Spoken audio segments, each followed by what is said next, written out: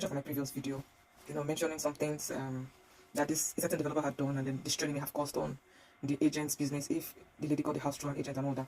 So I remember back then, I would like to start like this. I remember back then, there used to be this group of people, or this person that would come together and recruit realtors, and then they would have an umbrella. And when somebody sells from them, they would give the person, the founder of the group. It was a very big movement then. I don't know if they still do it now, because I mean, social media has made a lot of things easier now. A lot of people have their platforms. You don't necessarily have to be in a marketing group to be able to market now. You have your network, you have your people, you have your voice, you have your platform. You can reach out to as many people as you want. It might take a while, but I mean, just keep doing it. So now these people, say take for example, I'm a member. I reach out to my senior, whoever I brought, or the founder, and then tell them I have somebody, and the person makes a fee of me. And this founder, or this team, this group, this company or this umbrella has reached out to this real estate company, or this company has reached out to them, if I signed them up, and they will probably give them a retainer, maybe quarterly or annually or monthly, and then they have to encourage their marketing team, their realtors, their team of realtors to be able to sell, because they make a commission, they motivate them, blah, blah, blah, they support them, they have inspection, they last with the company, or they use their own, if they're big enough, they use their own bulk vehicle, take realtors on, take clients for inspection with their realtors, blah, blah, blah, blah, blah.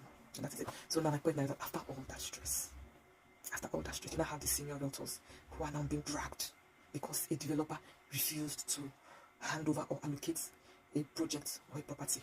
Why? You see, when you hear people, or maybe realtors or individuals, come to drag these people, it is not because they want to, it's because these are things that are happening real time. When some of them come up and make a movement, and they're like, this, it is a serious problem. But then I'm happy because there's a wave of developers now, and I'm sure in another 10-15 years it's going to be very solid, who would redefine the real estate business in Lagos or in Nigeria today. These agents who understands what real estate really is, and the challenges people are faced with, and then have the steez, the poshness, the understanding, the money to actually define it in a way it should be.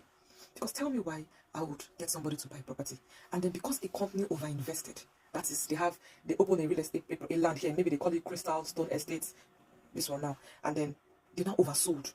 After they have oversold, when they start for allocation, they find out that they oversold. They now go and call another, they now go and acquire another land somewhere, and then call it Crystal Stone Estate Phase 2. Now, not because they want to have a phase 2, but because there was a situation.